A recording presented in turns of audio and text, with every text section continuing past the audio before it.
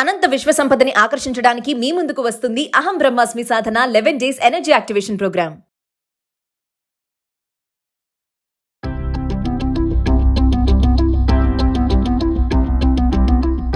నమస్కారం, నేను మీ అడ్వకేట్ సంగీత. బెంగళూరులో ఏ షాప్స్ ముందు చూసినా సరే నో యూపీఐ ఓన్లీ క్యాష్ అనే బోర్డులు దర్శనమిస్తున్నాయి. ఎందుకు అనంటే బెంగళూరులో ఎక్కువగా బిజినెస్ అనేది ఎక్కువగా జరుగుతూ ఉంటుంది. టర్న్ ఓవర్స్ కూడా ఎక్కువగా కంపేర్ టు అదర్ స్టేట్స్ లో చూసుకుంటే చాలా మంది కూడా అక్కడికి వెళ్తూ ఉంటారు. బల్క్ లో ఏదైనా ఉంటే వస్తువులు కానివ్వండి అవన్నీ కూడా మనకు చీప్ లో వస్తాయి అని చెప్పేసి కొనుక్కొని రావడం ఇలాంటివి మనం చూస్తూ ఉంటాం. ఎక్కువగా టూరిస్టులు కూడా వెళ్ళడము ఇదంతా మనం చూస్తాం. సో బెంగళూరులో ఎక్కువగా టర్న్ ఓవర్ ఉన్న నేపథ్యంలో జిఎస్టి అధికారులు ఒక్కసారి అసలు చిరు వ్యాపారులు జిఎస్టి కడుతున్నారా లేదా, వారికి ఇన్కమ్ ఎంత వస్తుంది అని మొత్తం ఆరా తీయడం స్టార్ట్ చేసిన తర్వాత ఏదైతే పానీపూరి బండితో సహా పెద్ద షాపింగ్ మాల్స్ వరకు ప్రతి ఒక్కరి కూడా లెక్కలు చూడడం జరుగుతుంది. జరిగిన నేపథ్యంలో ఏదైతే రోడ్డు మీద పెట్టుకునే పానీపూరి బండి అతను కూడా డైలీ మినిమం ఒక 4,000 to 5,000 అనేది సంపాదించడం జరుగుతుంది. ఈ లెక్కను చూసుకుంటే ఆయనకు ఎవ్రీ మంత్ ఎంత ఇన్కమ్ వస్తుంది అనేది మీరే క్యాలిక్యులేషన్ చేసుకోండి. అయితే ఇది సంవత్సరానికి క్యాలిక్యులేషన్ చేస్తే ఎక్కువగా వస్తుంది, అంటే దాదాపుగా 10 లక్షల పైనే.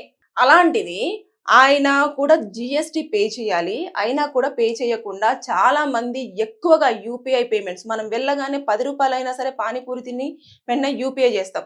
చిన్న ఏదన్నా షాప్ లో కొనుక్కుని చాక్లెట్ కొనుక్కున్నా సరే అదొక 10-20 రూపాయలైనా మళ్ళీ యూపీఐ చేస్తాం. 1 రూపీ అయినా సరే మనము జీపే కానీ, ఫోన్ పే కానీ, పేటిఎం కానీ ఇవన్నీ కూడా మనము చేస్తూ వస్తూ ఉంటాం. ఈ నేపథ్యంలో ఎక్కువగా డిజిటల్ క్యాష్ ట్రాన్సాక్షన్స్ అనేవి జరగడం వల్ల వారి అకౌంట్ లో డబ్బులు పడుతున్నాయి కానీ గవర్నమెంట్ కు జిఎస్టి పే చేయట్లేదు అనేది వారు అధికారులంతా కూడా జిఎస్టి అధికారులు కనుక్కోవడం జరిగిన నేపథ్యంలో ఒకసారి లిస్ట్ అవుట్ చేస్తే మొత్తము 14,000 మంది జిఎస్టి ఎగ్గొట్టేశారు. జిఎస్టి కట్టకుండానే వారి బిజినెస్లు అనేవి చేయడం జరుగుతుంది అని చెప్పేసి ఒక 5,500 మందికి నోటీసులు ఇష్యూ చేశారు. ఇక వెంటనే ఇమీడియట్ గా మిగతా వ్యాపారులందరూ కూడా, అంటే కూరగాయలు కూడా, అంటే టమాటా కేజీ ఎంత, ఒక 20-30 రూపాయలైనా కూడా యూపీఐ, అంటే చిన్న వ్యాపారుల దగ్గర నుంచి వెళ్ళి పెద్ద వ్యాపార సంస్థల వరకు కూడా ప్రతి ఒక్కరు యూపీఐ ట్రాన్సాక్షన్స్ ఎక్కువగా ఎంకరేజ్ చేయడం వల్ల వారు ట్యాక్స్ కట్టకుండా వారు ఇంకా బిజినెస్ అనేది కంటిన్యూ చేయడం అనేది ప్రభుత్వం పైన చాలా ఎక్కువ వెయిట్ పడింది. అరే జిఎస్టీ ఎందుకు కట్టట్లేదు అని చెప్పేసి చూస్తే వారి అకౌంట్లో డబ్బులు ఉంటున్నాయి కానీ కట్టడానికి వారికి అప్లికేషన్ ఫామ్ ఫిల్అప్ చేయడం కానివ్వండి, లేదు అనుకుంటే జిఎస్టీ ఎలా పే చేయాలనేది కొంతమందికి అవగాహన లేకపోవడం కానివ్వండి, ఇలాంటివన్నీ ఉన్న నేపథ్యంలో ఎవరైతే నోటీసులు రిసీవ్ చేసుకున్నారో ఇంకా అదంతా కూడా పాస్ అయిపోతుంటుంది. బిజినెస్ లో వాళ్ళకి అసోసియేషన్ ఉంటుంది, వారందరూ కూడా చెప్పుకోవడం ఇట్లా నోటీసులు ఇష్యూ అయ్యాయి, యూపీఐ పేమెంట్స్ అందరినీ కూడా లాక్ చేసేయండి, ఇంకా మీదట ఎప్పుడు కూడా ఎవరైనా వచ్చి ఇది కావాలి అని యూపీఐ చేయడానికి వెళ్తే ఇంకా నో యూపీఐ, ఓన్లీ క్యాష్ ఉంటేనే మీరు వస్తువులు తీసుకోండి అని చెప్పేసి ఖండిగా చెప్పేయండి అని చెప్పేసి వారి అసోసియేషన్ లో కూడా మాట్లాడుకోవడం జరిగింది. అందుకోసమని ప్రతి షాప్ ముందు కూడా ఓన్లీ క్యాష్ అనేదే మనం చూస్తూ వస్తున్నాం. బెంగళూరులో ప్రస్తుతానికి స్టార్ట్ అయిపోయింది. ఇక దాని నేపథ్యంలో ఎక్కువ మంది చూస్తూ ఉంటే మనము 2020 నుంచి, అంటే 2020 నుంచి ఈ కరోనా ఎక్కువగా ఎఫెక్ట్ అవ్వడం నేపథ్యంలో ఎక్కువ క్యాష్ అనేది మనం క్యారీ చేయడం అనేది మానేసాం.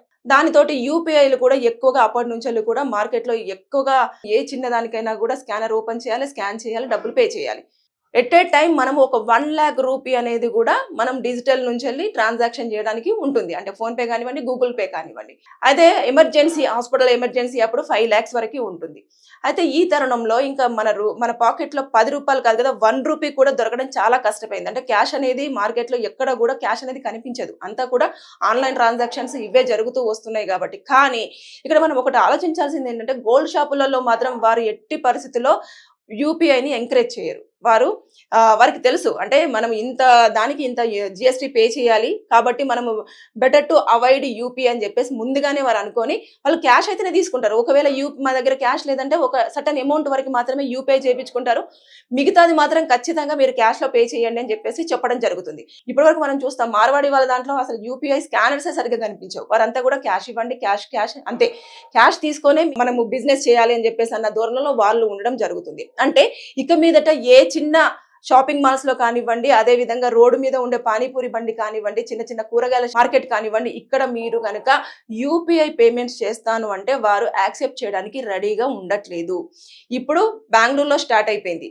నెక్స్ట్ గుజరాత్, తర్వాత నెక్స్ట్ ఏపీ, అలా ఒక్కొక్క స్టేట్ ని వాళ్ళు టార్గెట్ చేసుకుంటూ రావడం జరుగుతుంది. ఇప్పటి వరకు ఎంతమంది జిఎస్టీ అనేది పే చేయడం జరిగింది, వారి జిఎస్టీ ఇంతవరకు క్లియర్ గా ఉందా లేదా అనేది కూడా అధికారులు మొత్తం చూడడం జరుగుతుంది. అంటే వారి ట్రాన్సాక్షన్ లెక్కలు ఉంటాయి కదా, అవన్నీ కూడా ఎవ్రీ మంత్ ఎంత వారికి అకౌంట్ లో క్రెడిట్ అవుతుంది, సంవత్సరానికి ఎంత క్యాలిక్యులేట్ అవుతుంది అనేది చూడడం జరుగుతుంది. అంటే ఈ లెక్కన చూసుకుంటే దాదాపుగా 20 నుంచి 40 లక్షల వరకు ఉన్న సంవత్సరానికి ఎవరైతే సంపాదిస్తున్నారో వారందరూ కూడా జిఎస్టీ కట్టే లిస్ట్ లోకి రావడం జరుగుతుంది. కాబట్టి జిఎస్టీ కట్టకుండా ఎగ్గొడుతున్నారు, దీనివల్ల మనకు చాలా నష్టం జరుగుతుంది అని ప్రభుత్వం భావించింది. కాబట్టి ఈ అధికారులు రంగంలోకి దిగారు, మొత్తం ఇన్వెస్టిగేషన్ అనేది చేస్తూ ఉన్నారు. ఇప్పటి వరకు అయితే ఏవైతే నోటీసులు ఇచ్చారో వారందరి దగ్గర నుంచి కూడా డబ్బులు కలెక్ట్ చేయడంలో చాలా నియమంగానే ఉండడం జరిగింది. అంతేకాకుండా ఇంకా మిగతా వారికి కూడా నోటీసులు సర్వ్ చేయడానికి అన్ని రకాల ఏర్పాట్లు కూడా జరుగుతున్నాయి. అంటే ఒక్కొక్క టీం వాళ్ళు ఒక్కొక్క రకంగా, కొంతమంది నోటీసులు ప్రిపేర్ చేయడంలో బిజీగా ఉంటే కొంతమంది నోటీసులు ఇష్యూ చేస్తున్నారు. ఇలా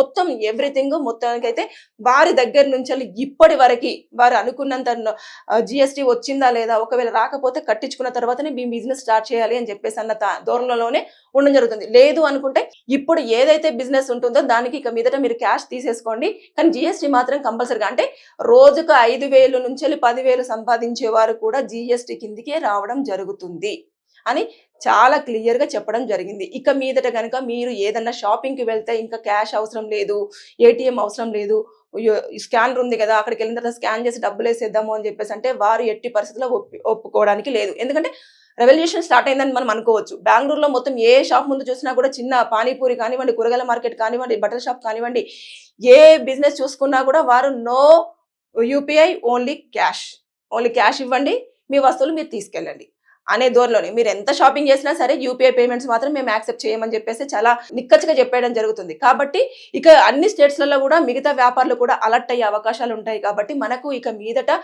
యూపీఐ స్కానర్స్ కనిపించకపోవడం, దానికి ఎక్కువగా ఆస్కారం ఉండే అవకాశాలు ఉన్నాయి. కాబట్టి మీరు ఇక మీదటనైనా క్యాష్ ని క్యారీ చేయడానికి అలవాటు పడండి. ఇక డిజిటల్లో ఎక్కువగా క్యాష్ అనేది మనం ట్రాన్సాక్షన్ చేసినట్టుగా మనకు తెలిసినా, లేకపోతే వారు కూడా ట్రాన్సాక్షన్స్ ఎక్కువగా రిసీవ్ చేసుకున్నా కూడా ట్యాక్స్ ఖచ్చితంగా కట్టాల్సిందే. జిఎస్టీ పే చేయకుండా వారు చాలా తప్పించుకుంటున్నారు అన్న ధోరణి కిందనే ప్రభుత్వం వారిని లిస్ట్ లో చేర్చడం జరుగుతుంది, వారికి నోటీసులు ఇవ్వడం జరుగుతుంది. ఒకవేళ కనుక అప్పటికి మీరు ట్యాక్స్ కట్టకపోతే ఏదైతే షాప్ ఉంటుందో ఆ షాప్ ని సీజ్ చేయడం జరుగుతుంది. అంటే ట్యాక్స్ కట్టేంత వరకు కూడా అది సీజ్ లో ఉంటుంది. ఎప్పుడైతే మీరు క్లియరెన్స్ సర్టిఫికేట్, ఇంకా ట్యాక్స్ ఏమీ లేదు అని చెప్పేసి క్లియరెన్స్ సర్టిఫికేట్ తీసుకొచ్చుకుంటారో అప్పుడు ఇంకా షాప్ అనేది మళ్ళీ రన్ చేసుకోవడం జరుగుతుంది. అది ఈవెన్ చిన్న బడ్డీ కొట్ల దగ్గర నుంచి కానివ్వండి, పెద్ద షాపింగ్ మాల్స్ వరకు. అంటే కొంతమందికి దీని మీద అవగాహన ఉంది కాబట్టి మనం చూస్తూ ఉంటాం. కొన్ని షాపింగ్ మాల్స్ లోకి వెళ్తే నో యూపీఐ అండి, ఓన్లీ క్యాష్ అంటారు. మనం కొన్నిసార్లు రిటర్న్ అయిన ఛాన్సెస్ కూడా ఉంటాయి.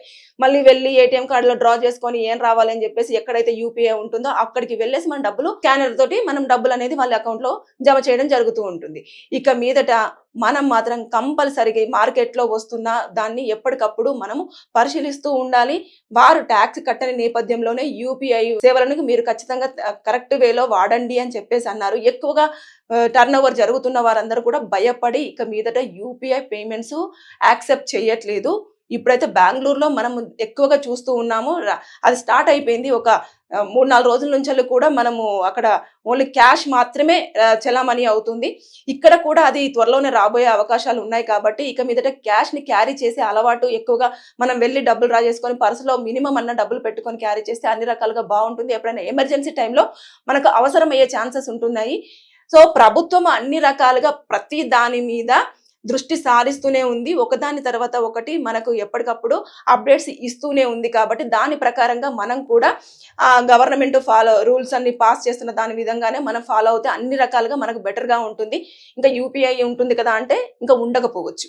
అంటే మనకు యూపీఐ రెవల్యూషన్ ఎంతవరకు మనం రిసీవ్ చేసుకున్నాము. చాలా మంది ఇప్పుడు చదువు రాని వాళ్ళు కూడా ఖచ్చితంగా స్కానర్ ఓపెన్ చేయాలా, డబ్బులు కొట్టడం వచ్చిందా, పిన్ కొట్టామా, ఇంకా డబ్బులు వెళ్ళిపోయాయా, ఆ సౌండ్ వస్తుందా లేదా, వారికి అంతవరకు తెలుసు. ఇంకా మిగతా వాళ్ళందరూ కూడా ఓకే మీకు వచ్చేసాయి అని చెప్పేసి వారు డబ్బులు వచ్చేసాయని చూపించడం స్కానర్ తోటి ఇవన్నీ జరుగుతున్నాయి కదా. ఇక మీదట అవన్నీ కూడా క్లోజ్ అయినా కూడా ఆశ్చర్యపోనవసరం లేదు. ఎందుకంటే ఏదైతే ట్యాక్స్ ఉంటుందో వారు జిఎస్టీని పే చేసే వారందరూ కూడా వారు బర్డెన్ గా ఫీల్ అవుతున్నారు. కాబట్టి ఎక్కువగా టర్న్ ఓవర్ జరిగే వారికి నష్టం వాటిల్లే అవకాశాలు ఉన్నాయి. కాబట్టి దాని నేపథ్యంలో వాళ్ళు ఇక మీదట ఓన్లీ క్యాష్ అనేది మాత్రమే మార్కెట్లో ఎక్కువగా వచ్చే ఛాన్సెస్ కూడా మనం చూడబోతామని నేనైతే అనుకుంటున్నాను.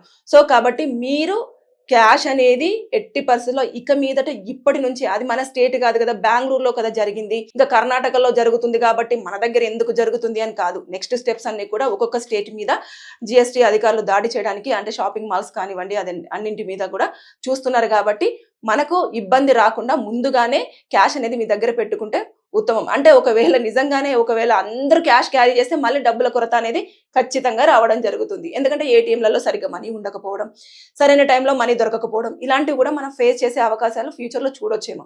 రేపటి రోజుల్లో యూపీఐ పేమెంట్స్ మరి ఇంకేమైనా సవరణలు చేసేసి ఇంతవరకు అమౌంట్ అనేది మాత్రమే మీరు తీసుకోవాలి, దాని తర్వాత నెక్స్ట్ మీరు ఇంత అమౌంట్ అయితేనే జిఎస్టీ పే చేయాలని చెప్పేసి ఒక నిబంధన పెట్టింది కదా, దాని ప్రకారంగా వారికి ఏమన్నా వెసులుబాటు ఇస్తుంది ఏమనేది కూడా మనము వేచి చూడాల్సిన విషయం. Thank you.